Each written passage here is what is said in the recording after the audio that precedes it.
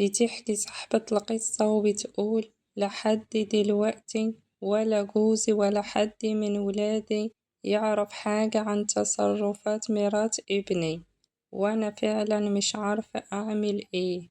هي ممكن تتسبب في مشكلة كبيرة أوي، ومش عارفة أسكت ولا أقولهم على اللي هي عملته قبل ما تتجوز، وبرضه على اللي عملته بعد الجواز. أنا اسمي حنان، وأنا ست بسيطة وعلى قد حالي، وعمري دلوقتي 50 سنة، وأنا بشتغل في البيوت عشان أساعد جوزي، لأنه جوزي بيشتغل في مصنع، يعني إمكانياته بسيطة شوية.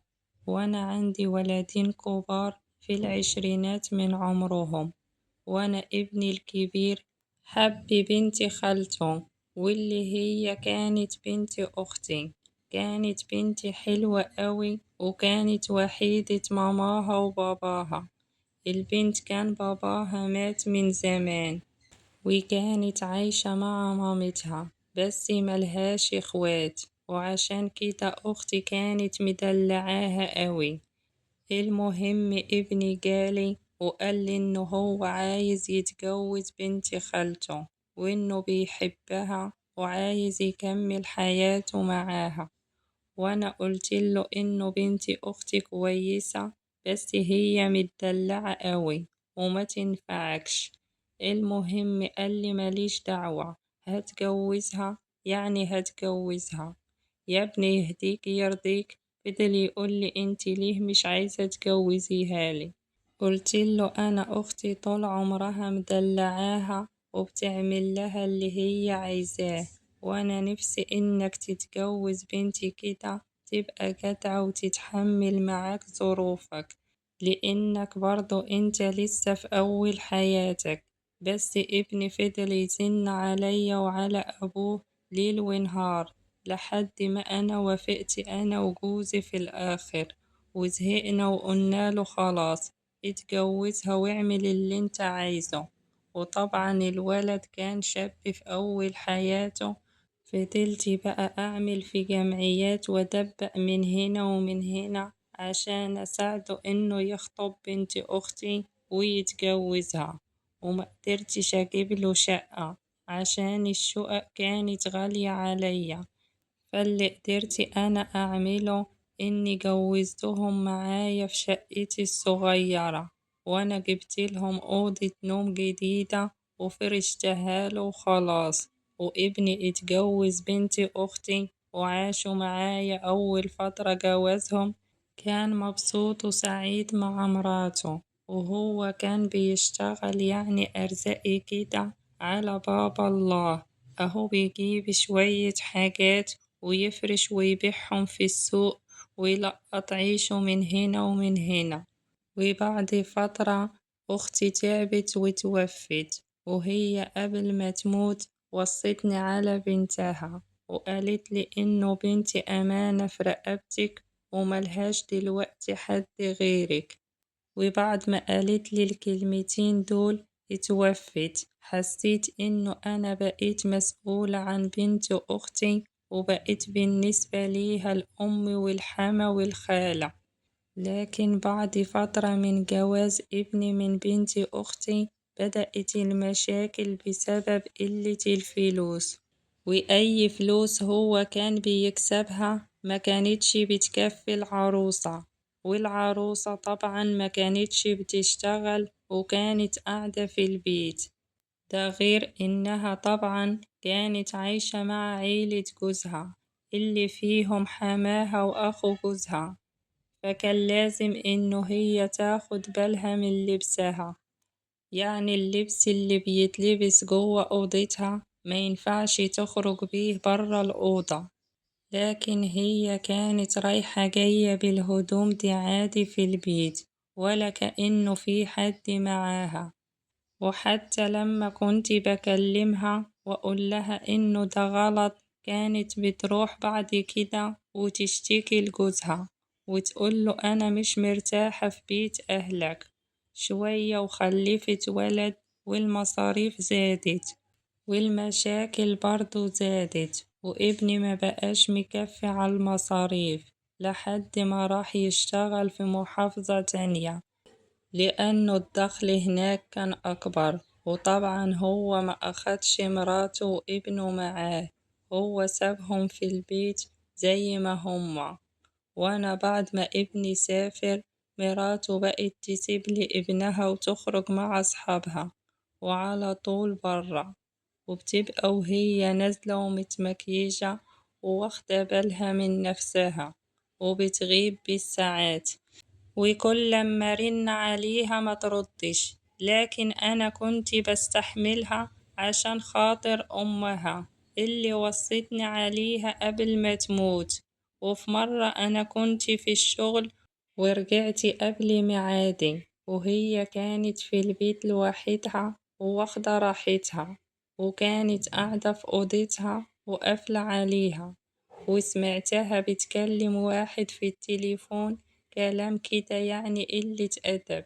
وفهمت من كلامها معاه إنها كانت تعرفه من قبل ما تتجوز ابني، ولحد دلوقتي هي لسه على علاقة بيه، وبتقوله على ابني إنه مغفل، لأنها لما اتجوزته ما كانتش بنت.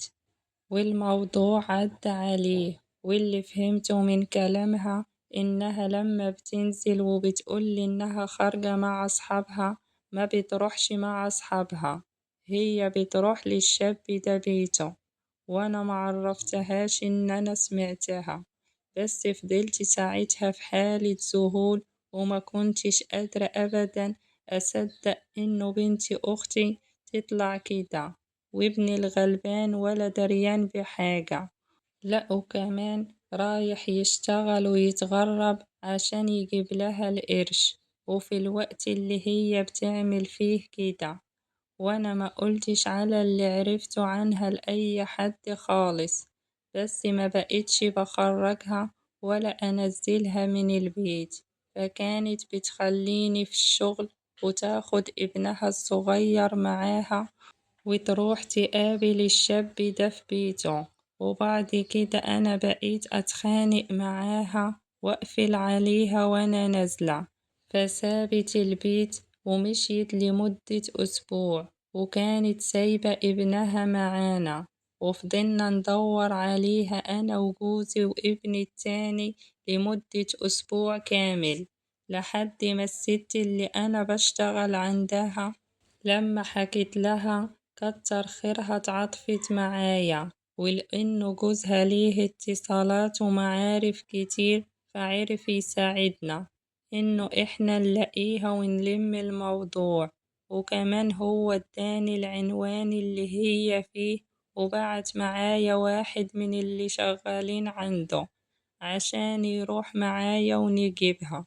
وفعلا رحنا لها في العنوان ده، وهي كانت الأسبوع ده عايشة مع الشاب اللي كانت تعرفه قبل ما تتجوز ابني. وأنا لما رحت لها ما كانتش عايزة تنزل معايا من عنده، إلا لما قلت لها لو ما نزلتيش معايا دلوقتي حالا أنا هخلي ابني يطلقك ومش هتشوفي ابنك تاني، وكمان أنا هروح أبلغ. وأنا ما قلتش لجوزي ولا الابن التاني هي كانت فين، قلت لها إنه إحنا هنقول قصاد الناس إنك إنتي اتخانقتي معايا ورحتي لبيت عمك، وأنا رحتلك عند عمك ورجعتك من عنده ورجعتي بيها على بيتي، ما بقتش بنزلها خالص، وكمان أخدت منها تليفونها، وابني ما يعرفش حاجة خالص من كل اللي حصل ده، وهو مسافر ويشتغل كل اللي يكسبه بيديهولها، وهي ولا عاجبها عيشتها، وعلى طول بصة للناس ومش عاجبها حالها. ولما قعدتها في البيت ومنعتها تخرج لقيتها اتدورت على اللي جوه البيت، على ابني التاني اللي عمره 22 سنة وبيشتغل في ورشة ميكانيكي وبيكسب كويس.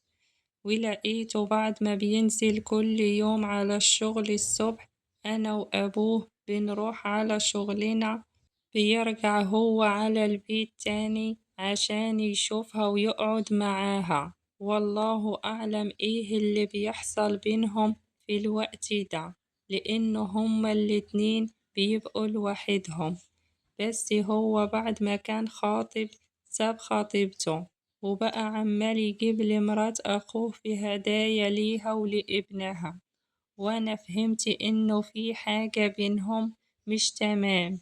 والمشكلة دلوقتي إنه أنا بعد أما قبلت كل ده وداريت على كل اللي هي عملته، هي طالبة الطلاق من ابني، وقالت له إنها مش مرتاحة معاه وإنها عايزة تتطلق منه، وهي متفقة مع ابني التاني إنها تتطلق من أخوه وبعد كده تتجوزه وياخد لها أوضة برا ويسكنوا فيها.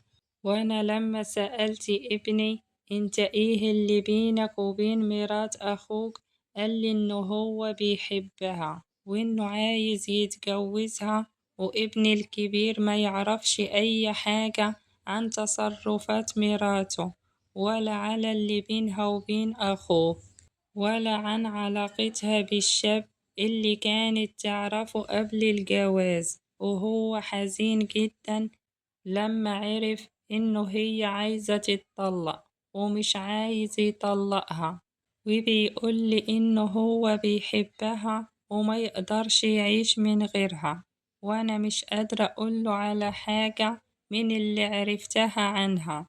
أنا مضمنش رد فعله يبقى إيه، وأنا بصراحة مش عارفة أعمل إيه ولا أتصرف إزاي. وابني التاني مصمم إنه هي بعد طلاقها من أخوه إنه يتجوزها ويطلعوا يعيشوا برا البيت،